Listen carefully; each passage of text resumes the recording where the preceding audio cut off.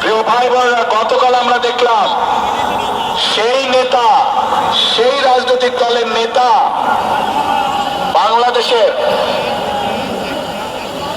যে নারীরা, যে মায়েরা কর্মজীবী, সংসার চালানোর জন্য, সংসারকে ধরে রাখার জন্য, সংসারকে সুখে শান্তিতে রাখার জন্য যে লক্ষ কোটি মা বোনেরা বিভিন্ন জায়গায় কর্মসংস্থানে নিযুক্ত আছে, কর্মজীবী মায়েরা বোনেরা তাদেরকে কি ভাষা ব্যবহার করে কথা বলেছে।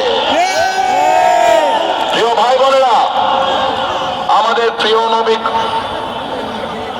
করিম সাল্লাল্লাহু আলাইহি ওয়াসাল্লাম তার স্ত্রী বিবি খাদিজা, উনিও একজন কর্মজীবী মহিলা ছিলেন, উনিও ব্যবসা করতেন। প্রিয় ভাই বোনেরা, বদরের যুদ্ধের কাহিনী নিশ্চয়ই আপনাদের কম বেশি জানা আছে।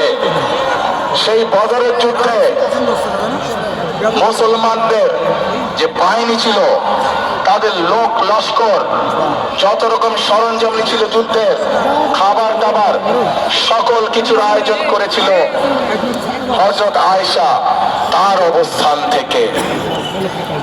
শুধু তাই নয়, বদরের যুদ্ধে যে সকল মুসলমান সৈনিকরা আহত হয়েছিল তাদের চিকিৎসা সেবার ব্যবস্থা হযরত আয়েশার মাধ্যমেই করা হয়েছিল। সেদিন যে নার্সিং সিস্টেম আমরা এখন দেখি, সেই নার্সিং সিস্টেম সেই সময় হযরত আয়েশার নেতৃত্বে হয়েছিল। প্রিয় ভাই বোনেরা, আমরা গতকাল দেখেছি